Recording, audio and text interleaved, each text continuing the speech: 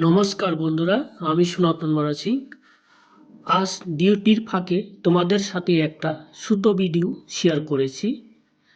পুলিশের এই পোশাক শুধু একটা ইউনিফর্ম নয়, এটা দায়িত্বে, শৃঙ্খলা আর মানুষের নিরাপত্তার প্রতীক। আমাদের কাজ আপনাদের সুরক্ষা দেওয়া আর আপনাদের দায়িত্ব আইন মেনে চলা। সবাই নিরাপত্তা থাকুন, সচেতনতা থাকুন।